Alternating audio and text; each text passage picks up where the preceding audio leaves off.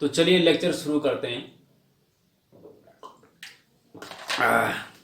तो student very important question की series में हम क्वेश्चन नंबर 20 पे पहुंच गए हैं। Applied mathematics model question paper के हम सेक्शन ए में 1 से लेकर 12 तक, फिर 12 से लेकर 19 तक सारे के सारे क्वेश्चन, इंपॉर्टेंट क्वेश्चन आपको अपलोड कर चुके हैं। अब हम पहुंचते हैं क्वेश्चन नंबर 20 पे। ये इंपॉर्टेंट क्वेश्चन की जो सीरीज है, ये उस सीरीज का 5वां लेक्चर है स्टूडेंट। तो इसमें भी हम 10 मार्क्स के क्वेश्चन आपको बताएंगे जो कि वेरी वेरी इंपॉर्टेंट है आपके आने वाले एग्जाम के लिए। तो मैथ्स गुरु जी न्यूट्रल चैनल में आपका स्वागत है। मैं पिछले 10-11 सालों से एज ए मैथ्स लेक्चरर विभिन्न संस्थानों में 11th 12th and polytechnic students को मैथमेटिक्स पढ़ाते आ रहा हूं। तो चलिए लेक्चर शुरू करते हैं। अब सबसे पहले क्वेश्चन नंबर 20 का ए देखिए स्टूडेंट। क्वेश्चन नंबर 20 10 मार्क्स का आता है आपके एग्जाम में, और ये जो क्वेश्चन नंबर 20 है इसमें दो पार्ट दे रखे हैं, पार्ट ए और पार्ट बी। ठीक है, पार्ट ए में जो है आपको लिखा है कि to prove that cos theta plus iota sine theta की whole power 5 upon cos theta minus iota sine theta की whole power 6 is equal to cos 11 theta plus iota sine 11 theta. ठीक है स्टूडेंट, अब देखिए पार्ट बी में देवक change 7 plus 5 iota upon 3 minus 2 iota in A plus iota B. मतलब कि इसमें तो ये प्रूफ करना है, इसमें इस कॉम्प्लेक्स देखो आयोटा अगर जहां पे है समझो कि कॉम्प्लेक्स नंबर का क्वेश्चन है, सम्मिश्र संख्या का क्वेश्चन है। सबसे इंपॉर्टेंट यही है। इसमें जो क्वेश्चन नंबर 20 जो है सेक्शन सी से, सी जो student attempt any 5 question out of 7 question. Section C में 7 क्वेश्चन आएंगे, 5 क्वेश्चन आपको करने हैं और एक क्वेश्चन 10 मार्क्स का है। 5 क्वेश्चन हो गए टोटल आपके 50 मार्क्स के। ठीक है ना, तो 100 मार्क्स का अगर क्वेश्चन पेपर है आपका तो उसमें से 50 मार्क्स केवल सेक्शन सी से ही आएंगे। वेरी इंपॉर्टेंट है, बहुत अच्छे से मैं समझाऊंगा, आप समझने की कोशिश करिए। तो 2-3 क्वेश्चन करके ही आप पास हो जाओगे, आप मैथमेटिक्स की बैग क्लियर हो जाएगी स्टूडेंट। देखिए कैसे करना है, हम क्वेश्चन नंबर 20 का ए पार्ट लेके चलते हैं पहले। तो अब देखिए इसमें लेफ्ट हैंड साइड लेते हैं। ठीक है, लेफ्ट हैंड साइड क्या है, वो है आपकी cos theta plus iota sine theta का whole power 5 upon cos theta minus iota sine theta की होल पावर 6। और सॉल्व करते करते हमें ये लेके आना है स्टूडेंट। अब कैसा करें, देखिए अगर आपने कॉम्प्लेक्स नंबर पढ़ा है, जो डिटेल लेक्चर हमने 8-9 लेक्चर की प्लेलिस्ट बना के यूट्यूब पे अपलोड करा हुआ मैथ्स गुरुजी नौटियाल चैनल पे, अगर वो देखा है तो आपको समझ में आ जाएगा कि इसको कैसे करना है। अगर नहीं देखा है तो देख लीजिएगा, यहाँ पे मैं समझाने की आपको पूरी कोशिश करता हूँ। Cos theta plus iota sine theta, ये कॉम्प्लेक्स नंबर, आयोटा जब आ गया तो कॉम्प्लेक्स नंबर है और ये पोलर फॉर्म है। वैसे 7 प्लस 5 आयोटा ये जनरल फॉर्म है कॉम्प्लेक्स नंबर का, लेकिन उसका polar form cos theta plus iota sine theta के रूप का होता है। ठीक है, जब भी कॉम्प्लेक्स नंबर की पावर कोई नंबर हो, इंटीजर हो 5, 10, 15, तो समझो कि डिमाइवर थ्योरम लगेगी। और डिमाइवर थ्योरम देखिए स्टूडेंट, डिमाइवर थ्योरम क्या होती है ये हम डिटेल लेक्चर तो बता चुके हैं, यहाँ पे भी आप समझने की कोशिश करिए। डिमाइवर थ्योरम कहती है कि cos theta plus iota sine theta की अगर होल पावर n है, n कोई नेचुरल नंबर है, तो आप इस n को थीटा थीटा के साथ मल्टीप्लाई में ले जा सकते हैं। कैसे, cos n theta plus iota sign n theta, n को थीटा के साथ ले गया, n को थीटा के साथ ले गया और ये आ गया, अब n हट गया तो दिस इक्वल टू दिस लिख सकते हैं। ये डिमाइवर थ्योरम कहती है। लेकिन ब्रैकेट के अंदर का cos theta plus iota sine theta के रूप का होना चाहिए। मतलब यहाँ cos होना चाहिए, यहाँ प्लस ही होना चाहिए, यहाँ आयोटा ही होना चाहिए और यहाँ साइन ही होना चाहिए। एंगल कुछ भी हो सकता है, थीटा की जगह π/4 भी हो सकता है और यहाँ पे भी π/4 हो सकता है। अगर यहाँ π/4 है तो यहाँ पे भी π/4 होगा, यहाँ थीटा है तो यहाँ थीटा ही होगा।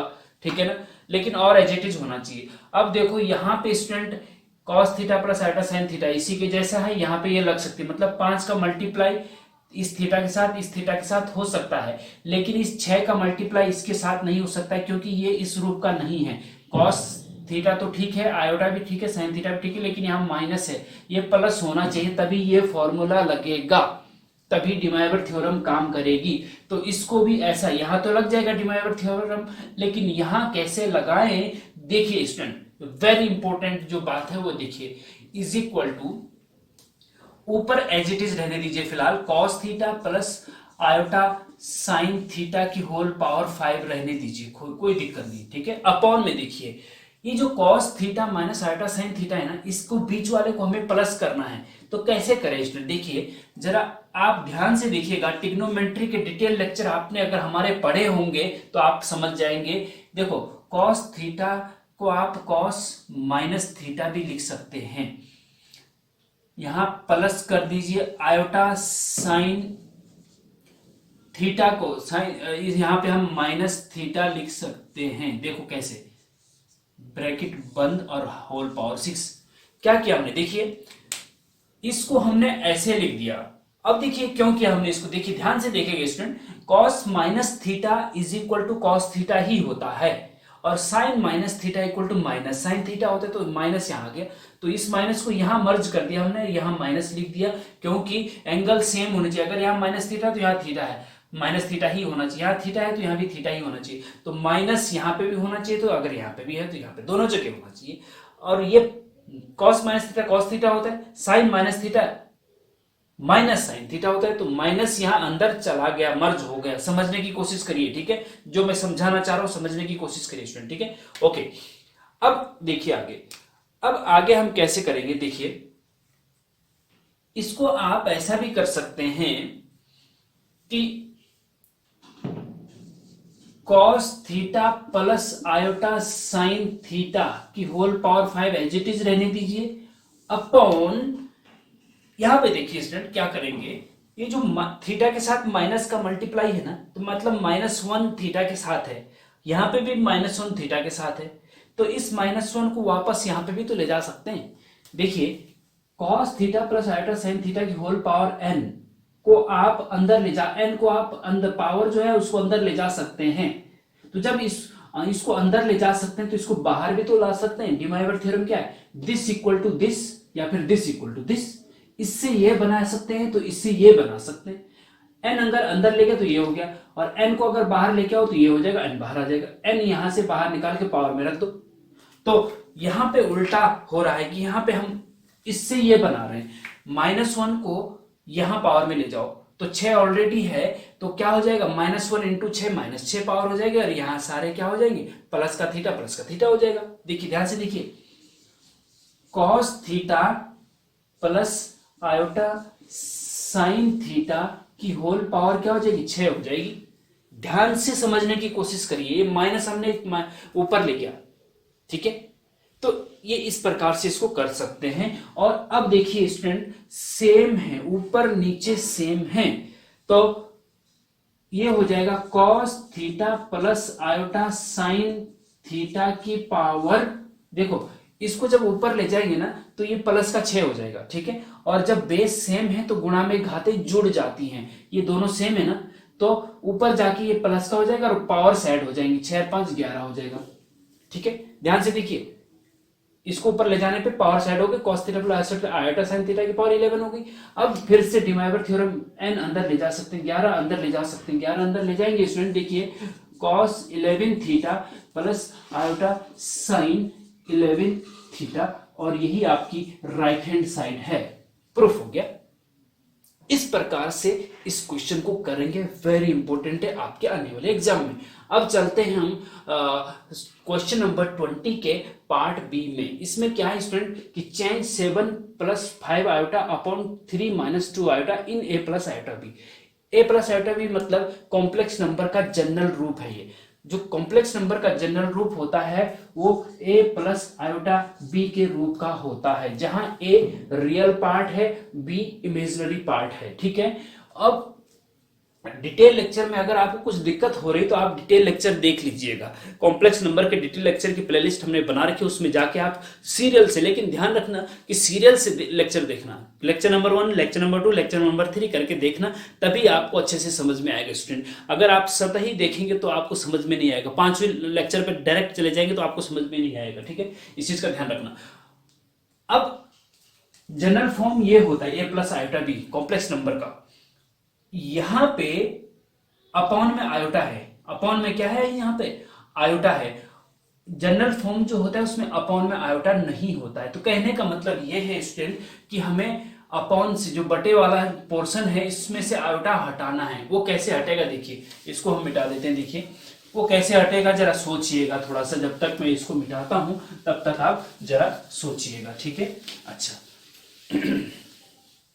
देखिए बी पार्ट का सॉल्यूशन देखिए, 7 plus 5 iota upon 3 minus 2 iota. देखिए स्टूडेंट हमें अपॉन से आयोटा हटाना है, तो अपॉन से आयोटा हटाने का एक तरीका होता है कि जो अपॉन में कॉम्प्लेक्स नंबर है ना, बटे में जो कॉम्प्लेक्स नंबर है, न्यूमरेटर डिनोमिनेटर, जो डिनोमिनेटर में कॉम्प्लेक्स नंबर है, अंश हर में जो कॉम्प्लेक्स नंबर है 3 माइनस 2 आयोटा है, इसके कॉन्जुगेट से, संयुग्मी से इसमें मल्टीप्लाई कर देते हैं तो ये कॉम्प्लेक्स नंबर हट जाता है। मतलब कि इसके संयुग्मी से इसमें मल्टीप्लाई कर दो। 3 माइनस 2 आयोटा का संयुग्मी, देखिए हमने संयुग्मी का डिटेल लेक्चर बता रखा है, आप जाके कॉम्प्लेक्स नंबर के डिटेल लेक्चर में देखेंगे तो पता चल जाएगा कि a प्लस आयोटा b का जो कॉन्जुगेट, अगर z is equal to this है तो कॉन्जुगेट को z बार से डिनोट करते हैं और वो होता है a minus iota b। Iota के सामने आगे का चिन्ह बदल जाता है, वो संयुग्मी होता है या कॉन्जुगेट होता है, ठीक है, इस चीज का ध्यान रखेंगे। अब 3 माइनस 2 आयोटा का कॉन्जुगेट क्या होगा, 3 प्लस 2 आयोटा, आयोटा के सामने माइनस चिन्ह था, प्लस हो गया, ये कॉन्जुगेट से, इसके कॉन्जुगेट से मल्टीप्लाई कर दिया इसमें, क्योंकि इससे आयोटा हट जाएगा, आगे पता चलेगा आपको। लेकिन जब हमने इसके कॉन्जुगेट का मल्टीप्लाई किया इसके साथ, तो बैलेंस करने के लिए हमें ऊपर वाले के साथ भी करना पड़ेगा, नहीं तो अपनी तरफ से ऐसे नहीं कर सकते ना। 3 प्लस 2 आयोटा का ऊपर भी, 3 प्लस 2 आयोटा का नीचे भी और 3 प्लस 2 आयोटा का ऊपर भी मल्टीप्लाई करना पड़ेगा, क्योंकि इससे ये कट जाएगा तो ये आ जाएगा ना, तो बैलेंस करने के लिए हमें ये करना पड़ा। ओके अब आगे जाइए, इसमें तो 7 का मल्टीप्लाई 3 में भी करो और 2 आयोटा में भी करो। 7 का मल्टीप्लाई सिंपल मल्टीप्लाई जैसे होता है, 7 का मल्टीप्लाई 3 में, तो 7 की 21 और 7 का 2 में, तो 7 दूना 14, 14 आयोटा भी आएगा, ठीक है। अब 5 आयोटा का 3 के साथ करो तो प्लस का 5 तिया 15 आयोटा, और 5 आयोटा का 2 आयोटा के साथ करेंगे तो प्लस का 5 दूना 10 होता है, और iota into iota iota square हो जाएगा, ठीक है। कोई दिक्कत, कोई दिक्कत नहीं, ध्यान से देखिएगा, ध्यान से देखिएगा, बार बार बोलते हो ध्यान। और एक स्टूडेंट मैं आपसे बार बार रिक्वेस्ट ये करता हूं, जब भी आप मेरे वीडियो लेक्चर देख रहे होते हैं तो एकांत में बैठ के कॉपी पेन साथ में रख के बैठिए, देखिए, और वीडियो को पॉज करते जाइए और समझते जाइए, पॉज करते जाइए, समझते जाइए, और नोट्स भी बनाने चाहिए साथ में, जिससे कि आपके एग्जाम के टाइम में फिर उसको आपको एक फायदा ये मिलेगा कि एग्जाम में आपको रिवीजन करने में आसानी होगी। आप नोट्स को 10 बार रिवीजन कर सकते हैं, अगर नोट्स नहीं बना रखा तो बुक को आप एक बार भी रिवीजन नहीं कर सकते हैं। और रिवीजन का एक सूत्र यह है कि जितना अगर आपको सब्जेक्ट में एग्जाम में अच्छे मार्क्स लाने हैं तो रिवीजन रिवीजन रिवीजन जितना ज्यादा होगा उतना अच्छे मार्क्स आते हैं, बस ये फंडा है। अब देखिए इसका और इसका मल्टीप्लाई सिंपल नहीं करना जैसे हमने ऊपर किया, क्यों, क्योंकि a माइनस बी और a प्लस बी, आपको पता है ये a माइनस बी और a प्लस बी के रूप का हो रहा है, और a माइनस बी और a प्लस बी बराबर होता है a square minus b square. तो a की जगह 3 है, b की जगह 2 आयोटा है, तो 3 का स्क्वायर माइनस 2 आयोटा का square, a minus b plus b को a square minus b square कर दिया, कोई दिक्कत नहीं, ओके ठीक है। अच्छा अब आगे चलिए, यहां पे देखेंगे आप स्टूडेंट कि ये 21 तो अपनी जगह पे है, ये वाला आयोटा स्क्वायर का मान देखिए, आयोटा बराबर तो रूट -1 होता है, आयोटा स्क्वायर बराबर -1 होता है, आयोटा क्यूब बराबर माइनस आयोटा होता है, आयोटा के पावर 4 बराबर 1 होता है। ये आपको याद रखने हैं, वेरी इंपॉर्टेंट है। कॉम्प्लेक्स नंबर के डिटेल लेक्चर में हम बता चुके हैं, डिस्क्रिप्शन में भी नीचे लिंक दे देंगे इस क्वेश्चन के आगे, ओके। अच्छा आयोटा स्क्वायर -1 होता है तो यहाँ +10 है तो माइनस का 10 हो जाएगा, माइनस का क्या हो जाएगा 10 हो जाएगा। 14 आयोटा और 15 आयोटा, क्योंकि आयोटा आयोटा एक साथ जुड़ेंगे ना, तो प्लस का 29 आयोटा हो जाएगा। ओके, अपॉन 3 का स्क्वायर 9 होता है, 2 का स्क्वायर 4 होता है, 2 का स्क्वायर क्या होता है 4 होता है, और आयोटा स्क्वायर कितना होता है -1 होता है। -1 यहाँ माइनस पहले से तो प्लस का 4 हो जाएगा, प्लस हो जाएगा। ठीक है, कोई दिक्कत नहीं। ओके, 21 में से 10 घटा दीजिए स्टूडेंट तो आपको 11 मिलता है, प्लस का 29 आयोटा होगा। ठीक है, अपॉन में 9 और 4 13। अब देखिए आप, अपॉन से आयोटा हट गया ना, हमारा उद्देश्य क्या था अपॉन से आयोटा को हटाना, क्योंकि जनरल फॉर्म में अपॉन में आयोटा नहीं है। ठीक है, अब इसको आप ऐसा कर सकते हैं, यहाँ पे लिख देते हैं 13 को इसके अपॉन में इसके अपॉन अलग अलग लिख सकते हैं। 11/13 प्लस 29/13 आयोटा ए प्लस आयोटा बी के फॉर्म आ गया। ए की जगह कैपिटल ए की जगह 11/13 है, प्लस बी की जगह पे 29/13 आयोटा। तो यही आपका जनरल फॉर्म है, मतलब यही ए प्लस आयोटा बी के रूप में इस प्रकार से चेंज करना था। तो ये 5 और 5 मार्क्स कुल मिला के, दोनों मिला के 10 मार्क्स का हो गया। ठीक है, तो इस प्रकार से आप इस क्वेश्चन को करेंगे स्टूडेंट। बहुत अच्छे से समझने की कोशिश करिए। अगर समझ में नहीं आ रहा है तो एक बार वीडियो को फिर से रिवर्स करिए। आपको तो पता ही है ना, आप तो 21वीं सदी के स्टूडेंट हो। टक टक टक किया तो 10 सेकंड पीछे चला गया, और टक टक किया तो 10 सेकंड आगे चला गया। इतनी फैसिलिटी है, मतलब टक टक बैक वाला किया तो गुरुजी पीछे चले जाएंगे, सर सर सर, हाँ, और टक टक किया तो गुरुजी आगे चले जाएंगे, आगे से बताने लग जाएंगे। आपको कितनी इशू, हमारे टाइम में ऐसा नहीं था। हमारे टाइम तो गुरुजी ने जो बता दिया, उसके बाद हम क्वेश्चन भी नहीं कर सकते थे, और क्वेश्चन करते भी थे तो इतना समय गुरुजी के पास होता नहीं था कि फिर से टक टक। ये तो आपके पास हमने रिकॉर्ड कर दिया, आप मर्जी जब मर्जी टक टक आगे पीछे करते रहो। तो बहुत अच्छी सुविधा है, इस सुविधा का आप लाभ उठाइए। और स्टूडेंट, वेरी इंपॉर्टेंट बात यह है कि आपको घर बैठे निःशुल्क ये एजुकेशन मिल रही है, तो इसका फायदा उठाइए और आगे बढ़िए। ठीक है, चलो इस प्रकार से क्वेश्चन नंबर 20 को आप करेंगे। तो अब चलते हैं स्टूडेंट हम क्वेश्चन नंबर 21 पे। ओके, क्वेश्चन नंबर 21 स्टूडेंट, आव्यू ए इज इक्वल टू, आव्यू के अंदर 1 5 2 2 -2 1 1 1 2 का व्युत्क्रम ए इनवर्स ज्ञात कीजिए। मींस कि find the A inverse of the matrix A is equal to this. आपके पास से मैट्रिक्स दे रखी स्टूडेंट, आपको उसका इनवर्स आव्यू, व्युत्क्रम आव्यू निकालना है, ए इनवर्स। ठीक है, ए दे रखा है, आपको ए इनवर्स निकालना है। अब वेरी इंपॉर्टेंट स्टूडेंट, ये वाला क्वेश्चन आपके एग्जाम में हर बार रिपीट होता है, हर बार रिपीट होता है, वेरी इंपॉर्टेंट है। और इसको अगर आपने अच्छे से समझ लिया तो एग्जाम में गलत होने की संभावना बिल्कुल 0% हो जाती है, अगर आपने अच्छे से समझ लिया तो समझने की कोशिश करिए। तो सबसे पहले मैं आपको ऐसा करता हूं कि इसके स्टेप बताता हूं, स्टेप कि फर्स्ट स्टेप में क्या करना है, सेकंड स्टेप में क्या करना है, जिससे कि आप स्टेप याद रखें। हाँ, और देखिए इसमें क्या करेंगे, फर्स्ट स्टेप में आप डिटर्मिनेंट ऑफ ए निकालेंगे, ए का सारणिक डिटर्मिनेंट। हाँ, देखिए डिटर्मिनेंट क्या होता है, मैट्रिक्स क्या होता है, अगर ये आपको पता नहीं है तो इस वीडियो को यहीं रोक करके पहले प्लेलिस्ट में जाके हमारी चैनल के मैट्रिक्स और डिटर्मिनेंट के डिटेल लेक्चर देख लीजिए, तभी आपको मजा आएगा इसको करने में, समझने में। ओके, सबसे पहले डिटर्मिनेंट ऑफ ए निकालना है, डिटर्मिनेंट ऑफ ए निकालें। ठीक है, उसके बाद आपको कोफैक्टर ऑफ ए, जो मैट्रिक्स ए है उसके कोफैक्टर निकालने हैं। ठीक है जी, अच्छा, फिर थर्ड स्टेप में आपको एडज्वेंट ऑफ ए निकालना है। एडज्वेंट ऑफ ए वो होता है कोफैक्टर के मैट्रिक्स का ट्रांसपोज। ध्यान दीजिए, जो मैं एक एक शब्द बोलता हूं उस पर ध्यान देना चाहिए। एडजेंट ऑफ ए निकालना है। एडजेंट ऑफ ए क्या होता है कि गिवन मैट्रिक्स के कोफैक्टर का, जो कोफैक्टर निकलेंगे उसके मैट्रिक्स, कोफैक्टर के मैट्रिक्स का ट्रांसपोज, परिवर्तन ही एडजेंट ऑफ ए होता है। ठीक है जी, अच्छा, एडजेंट ऑफ ए निकल गया। फिर उसके बाद लास्ट स्टेप में आपको ए इनवर्स निकालना है, और ए इनवर्स बराबर होता है 1 determinant of A into एडजेंट of A. Okay, तो ये आपका हो जाएगा। ठीक है, ये 4 स्टेप आप दिमाग में रखिएगा और कैसे करने हैं देखिए आगे। हाँ, अब देखो कैसे करने हैं इसको।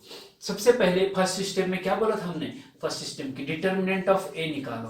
तो ए का डिटर्मिनेंट बराबर क्या हो जाएगा कि मैट्रिक्स की जगह डिटर्मिनेंट लगा दो 1 5 2 2 -2 1 1 1 2 ओके इज इक्वल टू। अब देखो डिटर्मिनेंट कैसे निकालते हैं कि फर्स्ट रो का पहला एलिमेंट लेते हैं, फिर डिटर्मिनेंट के अंदर इससे होकर जाने वाले रो कॉलम, इस पहले एलिमेंट से होकर जाने वाले रो और कॉलम को छुपा देते हैं, जो बचेगा उसको डिटर्मिनेंट में लिखते हैं -2 1 1 2 ये बचा। ठीक है, फिर माइनस आता है, प्लस माइनस प्लस चलता है ना इसमें। फिर सेकंड एलिमेंट लेते हैं, फर्स्ट रो का माइनस तो रखेंगे लेकिन 5 रख दिया। डिटर्मिनेंट के अंदर क्या आएगा, इससे होकर 5 से होकर जाने वाले कॉलम को भी छुपा दो, रो को भी छुपा दो, क्या बचा 2 1 1 2 2 1 1 2 ओके फिर प्लस माइनस फिर प्लस आता है, और फिर थर्ड एलिमेंट फर्स्ट रो का 2 ले लिया जी।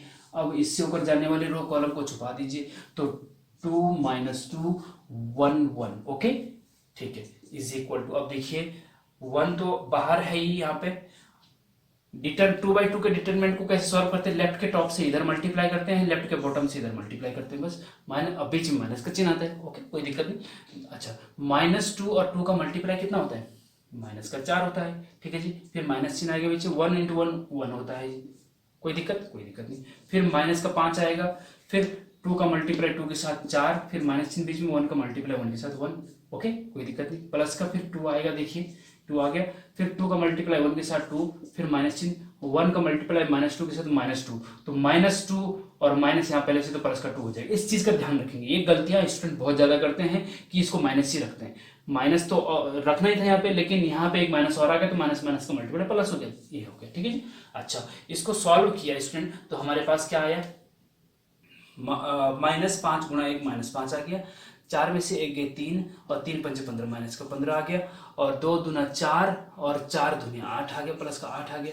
अच्छा जी 15 और 5 माइनस का 20 होता है, प्लस का 8 बराबर हो जाएगा माइनस का 12, और माइनस का 12 नॉट इक्वल टू 0 है, मतलब जो आया है आपका डिटरमिनेंट ऑफ ए वो 0 नहीं है। और जब 0 नहीं होता, देखिए सबसे पहले डिटरमिनेंट इसलिए निकालते स्टूडेंट, अगर कभी कभी ऐसा भी होता है कि डिटरमिनेंट ऑफ ए 0 आ गया, अगर ये 0 आ गया तो हम सीधा लिख देते हैं एक लाइन में कि इसका इनवर्स संभव नहीं है, क्योंकि जिस मैट्रिक्स का डिटरमिनेंट 0 होता है उसका इनवर्स संभव नहीं होता है, क्योंकि ये डिटरमिनेंट अपॉन में होता है, अपॉन में अगर 0 आएगा तो दिस अपॉन 0 इनफाइनाइट होता है, अनडिफाइंड होता है। ठीक है ना, तो 0 नहीं आना चाहिए। अगर 0 आ गया तो बोलेंगे कि इनवर्स संभव नहीं है, नहीं निकाल सकते, तो ये 0 नहीं आए, -12 आए हैं, इसका मतलब।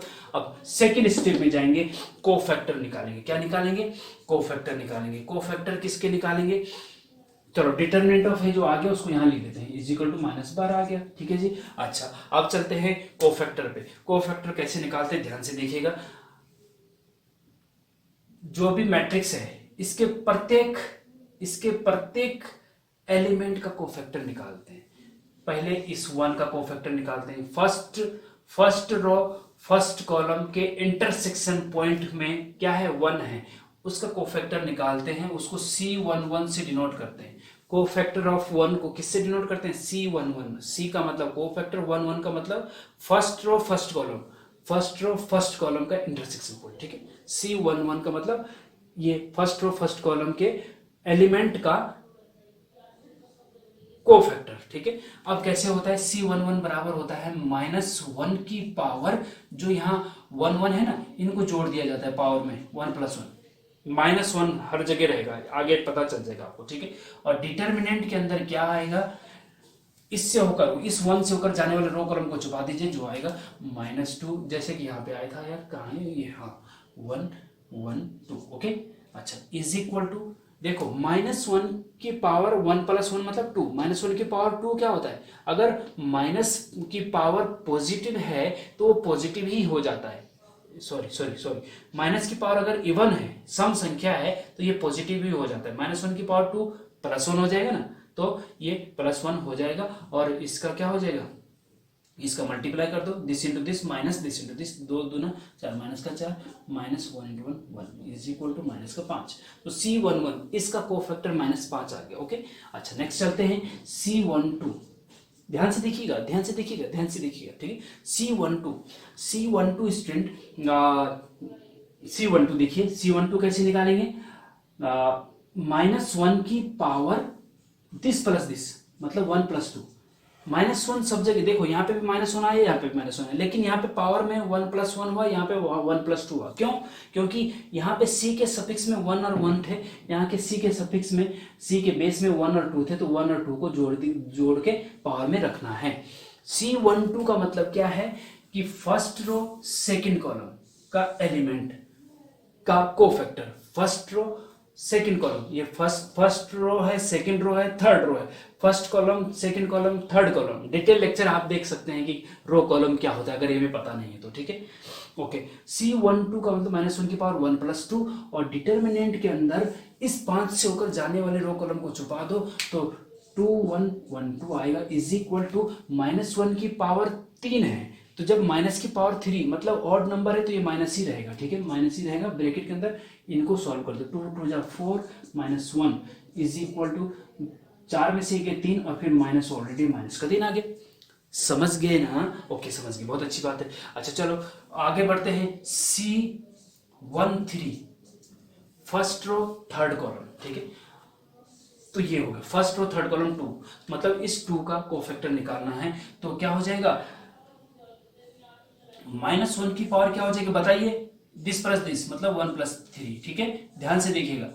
ओके, अब इससे ऊपर जाने वाले रो कॉलम को छुपा दो तो क्या बचा, 2 - 2 1 1 इज इक्वल टू, -1 की पावर 4 है तो प्लस हो जाएगा भाई, हाँ, तो ये 2 एकम 2 -1 -2 तो प्लस का 2 हो जाएगा, इज इक्वल टू 4।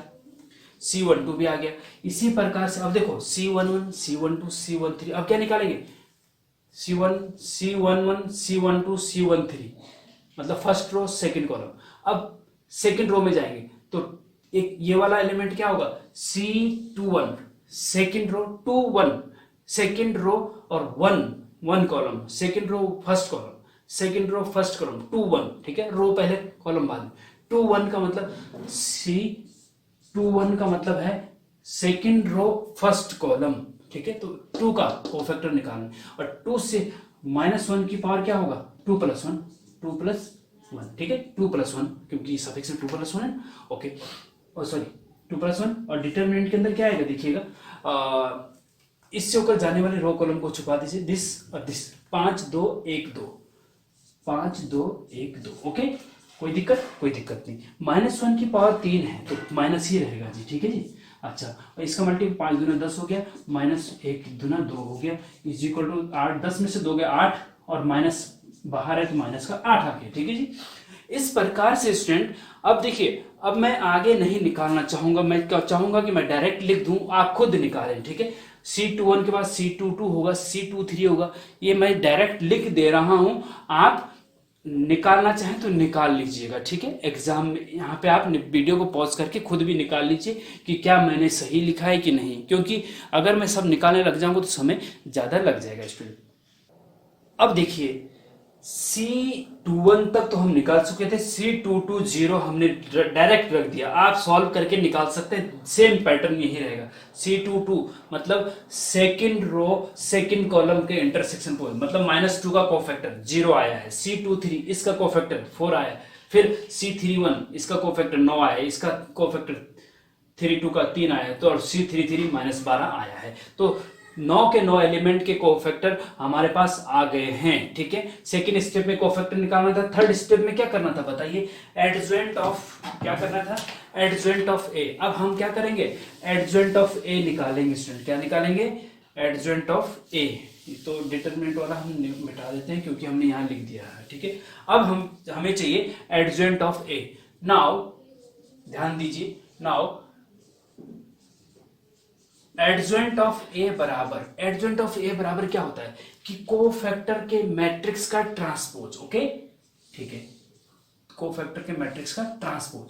कोफैक्टर मतलब 1 1 का कोफैक्टर उसकी जगह पे रख दो, 1 1 की जगह पे, 1 1 का कोफैक्टर क्या था, -5 था, ठीक है जी। 5 का इसका कोफैक्टर क्या था, ये था जी आपका -3 था, ठीक है। इसका कोफैक्टर क्या था 1 3, 4 था, तो यहाँ रख दीजिए। इस 2 का कोफैक्टर क्या था 2 1, 2 1 है नहीं, -8 था, तो यहाँ रख दीजिए।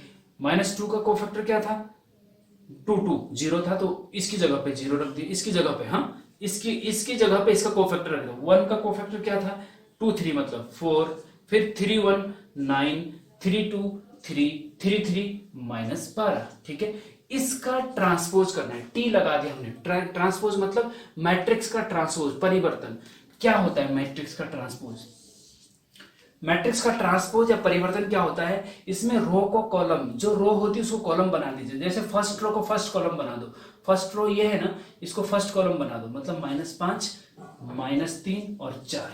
फर्स्ट रो को फर्स्ट कॉलम बना दिया, ठीक है। ट्रांसपोज का मतलब ये होता है। सेकंड रो को सेकंड कॉलम बना दिया, -8 0 और 4। फिर थर्ड रो को थर्ड कॉलम बना दिया, 9 और 3 और -12, ठीक है। तो ये आपका एडजॉइंट ऑफ ए आ गया। स्टूडेंट ध्यान दीजिए, अब हम इसको मिटा देते हैं क्योंकि ये हम ऊपर लिख चुके हैं, ओके। अगर आपको नोट करने में दिक्कत हुई तो आपको पता ही है कि 10 सेकंड टक टक करके पीछे जाके इसको नोट भी कर सकते हैं, ओके।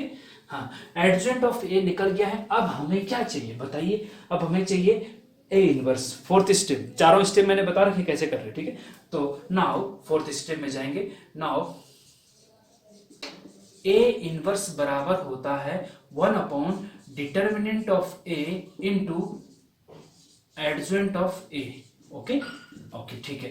तो ये हो गया 1 अपॉन -12, तो -12, ठीक है। और एडजॉइंट ऑफ ए की जगह पे एडजॉइंट ऑफ ए लिख दीजिए। क्या दिक्कत आ रही है? कोई दिक्कत नहीं। एडजॉइंट ऑफ ये है, ये है आपका -5 -8 9 -3 0 और 3 4 4 -12, ठीक है। अच्छा, अब इसका मल्टीप्लाई आप अंदर कर दीजिए मैट्रिक्स में। आपको पता ही है स्टूडेंट कि मैट्रिक्स में मल्टीप्लाई अंदर हो जाती है ना। तो -1/12 का मल्टीप्लाई इसमें सब में करो। तो -5 में करेंगे -1/12, तो प्लस का, क्योंकि माइनस माइनस प्लस हो जाएगा, 5/12 हो जाएगा, ठीक है। -8 में करेंगे तो ये 8/12 हो जाएगा, ओके। 9 में करेंगे तो माइनस का 9/12 हो जाएगा। -1/12 का मल्टीप्लाई सब में करना है अंदर, ठीक है। तो 3 में करेंगे तो ये -3 में करेंगे तो 3/12 हो जाएगा। 0 में करेंगे तो ये 0 ही हो जाएगा। 3 में करेंगे तो माइनस का 3/12 हो जाएगा, ठीक है। 4 में करेंगे तो माइनस का 4/12 हो जाएगा। फिर 4 में माइनस का 4/12 हो जाएगा। -12 में करेंगे तो ये 1 हो जाएगा, क्योंकि -12 1/12 -12 ये 1 हो जाएगा, ठीक है। यही आपका आंसर है, यही आपका ए इनवर्स है स्टूडेंट। क्या है ये? ए इनवर्स है। अब देखिए, आंसर चेक करना है, वेरी इंपॉर्टेंट। अगर आपको आंसर चेक करना है कि क्या ये हमारा आंसर सही आया है कि नहीं, तो आप ए इंटू ए इनवर्स करके देखिए। ए इंटू ए इनवर्स करके देखिए, मतलब ए में ए इनवर्स का मल्टीप्लाई, ए ये है, ए इनवर्स है, इन दोनों का मल्टीप्लाई। देखिए, मल्टीप्लाई करना, दो मैट्रिक्स का मल्टीप्लाई करना नहीं आता है तो डिटेल लेक्चर मैट्रिक्स का इस क्वेश्चन के साथ हम डिस्क्रिप्शन में, देखिए नीचे उसमें लिंक दे देंगे, वो आप डिटेल लेक्चर देख लीजिए। अगर मल्टीप्लाई नहीं आता है तो ए और आता है तो करके देखिए, ए इंटू ए इनवर्स करके देखिए, तो आपको आई आना चाहिए। आई मतलब आइडेंटिटी मैट्रिक्स। आइडेंटिटी मैट्रिक्स का मतलब 1 0 0 0 1 0 0 0 1, इसको आइडेंटिटी मैट्रिक्स कहते हैं, जिसके डायगोनल में 1 1 होता है और सारे 0 होते हैं। तो ए इसका मल्टीप्लाई करके हमें ऐसी मैट्रिक्स मिलनी चाहिए, तो समझो कि आपका ए इनवर्स सही आया है, ठीक है। इस प्रकार से इसको आप, और कमेंट करके मुझे बताइएगा स्टूडेंट, कमेंट करके मुझे बताइएगा कि ए इंटू ए इनवर्स आई आया है या नहीं आया है, तो उससे आपको, हमें पता चल जाएगा कि आपके समझ में आ गया है। तो इस प्रकार से कुछ आधे घंटे से लेक्चर ज़्यादा हो गया है। हम चाहते हैं कि आधा घंटे के आसपास ही लेक्चर रहे, क्योंकि आज की जनरेशन थोड़ा सा जल्दी फ्रस्ट्रेट हो जाती है। उनको चाहिए कि फटाफट कुछ चीज़ मिल जाए। तो लेकिन स्टूडेंट, ये कमेंट भी आप ज़रा मुझे करके देखिएगा कि आपको वीडियो लेक्चर 30 मिनट का ही चाहिए, 30 मिनट के आसपास का चाहिए, या 1 घंटे 2 घंटे 3 घंटे का भी चलेगा, या फिर 15 मिनट 10 मिनट का ही चाहिए।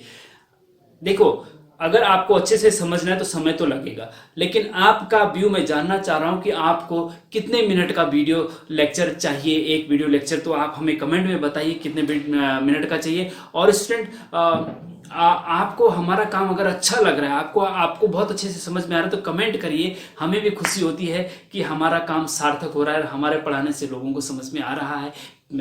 तो इसलिए आप कमेंट करिए, जरा हमें लगेगा कि नहीं हम अच्छा काम कर रहे हैं, हमें मोटिवेशन मिलता है। और लाइक का बटन भी दबा दीजिए, उससे भी हमें मोटिवेशन मिलता है और हम आपके लिए और अच्छा मेहनत करने का प्रयास फिर करते हैं। तो जय हिंद, जय भारत।